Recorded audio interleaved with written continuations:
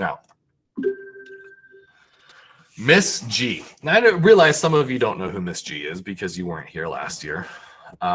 She's popped on chat a couple of times, actually. But Miss G is from the country. Okay. She is a country mouse by far, whereas I am a city mouse like you guys. Well, she came from the country and she does a bunch of really weird country things. You're right, Natalia. Thank you. So Miss G lives in the boonies. At a little place up here in Northwest Indiana called Lowell. Okay. Lowell, Indiana. It is very small, and they're so far away that they consider themselves to be more of Chicago residents than Indiana residents. We're down here. Maplewood Elementary is right here. She lives, her hometown is up here, Lowell. Now, this is unit rates in action, and we're going to talk about why we use unit rates and why they're helpful. So Miss G went back to her hometown, okay? To get to her hometown, she had to drive 136 miles. 136 miles, and it took her 2 hours and 8 minutes exactly to get there from here. Okay? So we want to know at what rate was Miss G traveling? We're looking for a specific unit rate. When we talked about unit rates yesterday, we talked about miles per hour. 45 miles per 1 hour, right? So, well, 45 miles per hour means when I'm driving 45 miles per hour for exactly 1 hour, I'm going to travel exactly 45 minutes. Right here, we have a rate of, where's my clipboard? 136, and just for giggles,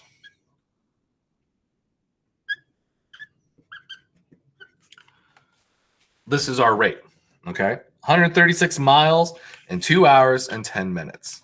Now, is this a unit rate? Thumbs up, thumbs down in chat right now.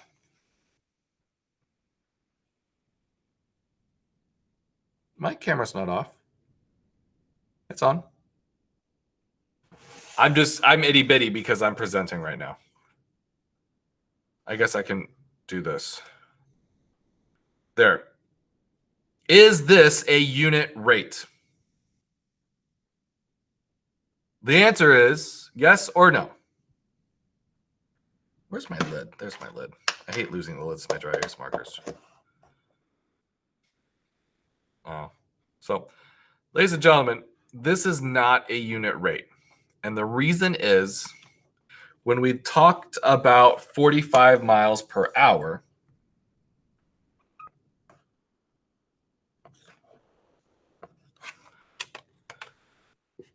we're focused only on 1 hour, okay?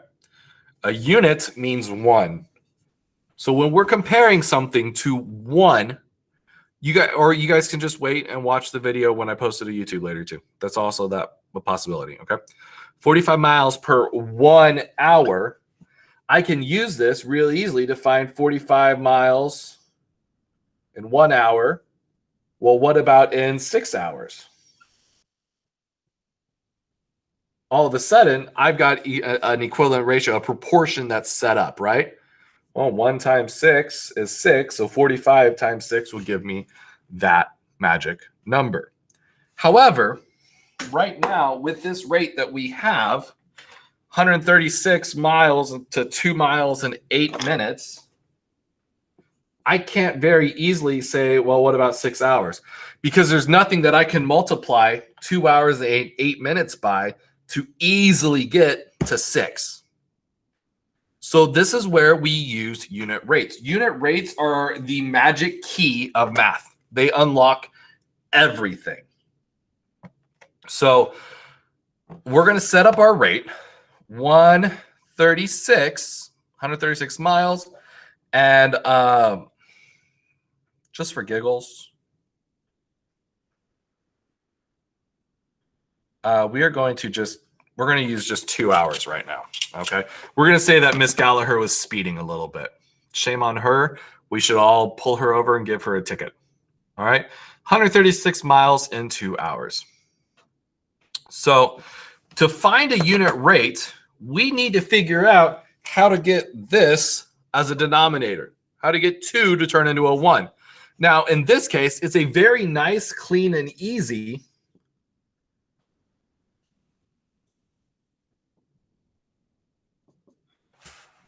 thing. I'm going to divide both the top and the bottom by 2, and that gives me 1 hour, and it gives me 50, 65, 68 miles. She was driving 68 miles in 1 hour, which is technically below the speed limit on this interstate. I'll give her that.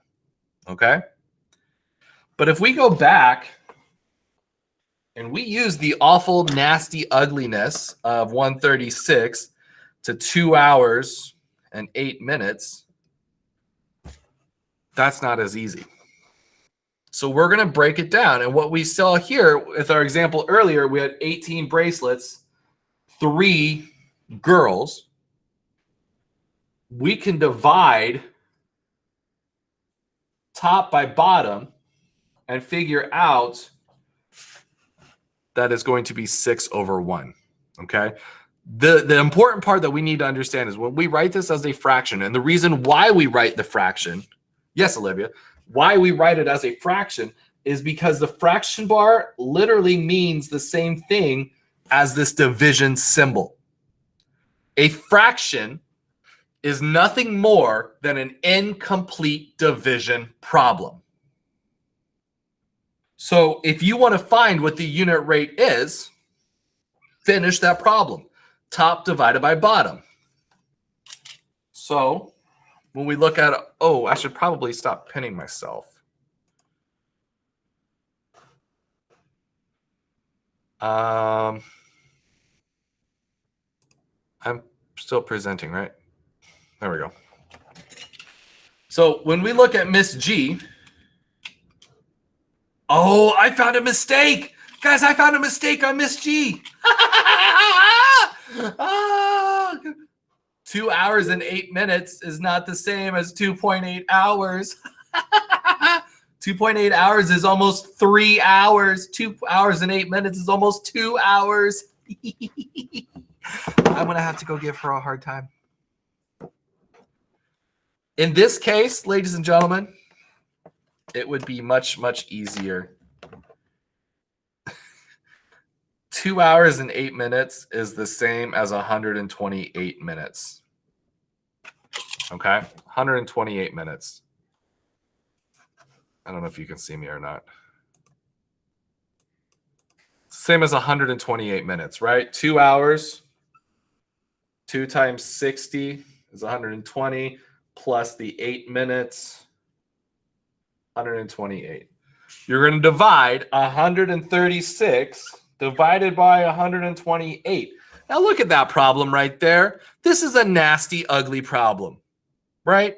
This is not a fun division problem. So this is where eventually we're going to get to the point that you guys can use a calculator.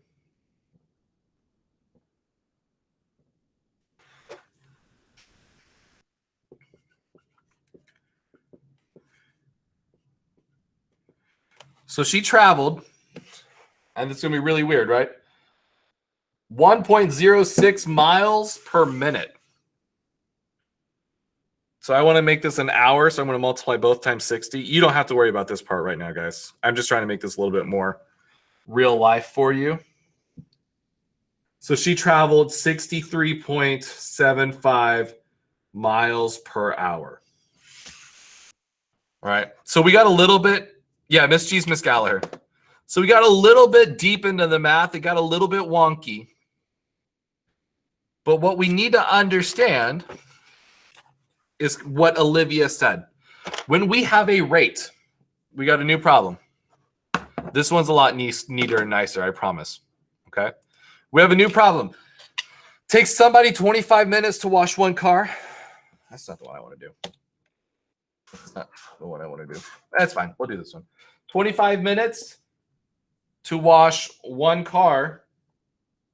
How do we figure out how long it will take somebody to wash 3 cars? 25 minutes for one car. How do we figure out 25 times 3? Well, I just said the answer, didn't I? Multiply both times 3. It would be 75 minutes, right? I totally said the answer. Good. This, ladies and gentlemen, is what the skill that we're going to be practicing today. Let me switch back to this. We make 100 watches in 4 hours. How many watches could be made in 7 hours? Well, ladies and gentlemen, you can't multiply anything times 4 to get to 7. It doesn't work. So you have to find the unit rate. And to find the unit rate, like Olivia mentioned, is we're just going to take this and we are going to finish our division. 100 divided by 4 hours. See, like, look, the division bar symbol even looks like a fraction, right? You got a dot, you got a dot. Well, this is your dot, that's your dot. You're finishing the division problem. 100 divided by 4 is 25 watches in 1 hour. Everybody see how I got that? Now, using 25 watches in 1 hour, can you figure out how many watches will be made in 7? You make 25 in 1 hour. You got 7 hours. All of a sudden, that math became very easy, right? Are we seeing how we use unit rates, how it's the key that unlocks everything? But also it's we're just doing division. That's literally all we do. That's where we go back to our notes that your fabulous teacher gave you yesterday. To find the unit rate, divide the first term of your rate by the second. 75, 3 hours, 75 divided by 3, 25 over 1. They're the simplest form of a proportion, which means that they are your magic key. Because anything over 1 could be turned into any single denominator. 1 can turn into anything. You just multiply by that number. And when you multiply the top by that number, you multiply the top by that. Multiply the bottom by that number, you multiply the top by that number. Using the unit rate, it allows you to literally get to any single number. Now, your job, your task now. You're going to go work on a skill, IXL R9. I'm not going to allow you to use a calculator today. And here's the reason why. In a couple of weeks, we are going to be doing adding, subtracting, multiplying, dividing, whole numbers, fractions, and decimals. All of these questions that you are going to be asked today are nice, neat division problems. So I want you to take the opportunity now to practice your nice, neat division problems. When we get to the nasty ones, I promise you, I will let you use a calculator. But since we are literally going to be practicing this in a couple of weeks, I want you guys to start getting the rust off of your skills, your computation. Does that make sense? Do you guys understand why I'm asking you not to use a calculator right now? If you use a calculator, I'll be honest, I won't know. Okay, I'm putting it out there right now. Use a calculator, I won't know. And it'll be real easy to cheat, and it'll be real easy to do that. So what incentive do you have to do it the right way? Well, it's because you're going to have to be able to do that later. Okay? No, I won't. I honestly will not be able to tell. Go to IXL R9, practice your division the right way. And if you saw on your schedule, if your score is less than 75 by the end of the day, I'm going to take a point away. If your score is between 75 and 99, I give you a point. If you get a perfect score, I will give you 5 points. Yes, Yuma, you are more than welcome to use paper. If you have dry erase markers and a whiteboard, you can use that. If anything you want, okay? Please don't use a calculator. If you don't know how to divide, then we got a problem. We're going to do this until 10 o'clock. At 10 o'clock, I'll jump back on and we are going to do our movement break. I want you to stay here for now, okay? We're not going to split up into groups right now. We're going to stay here.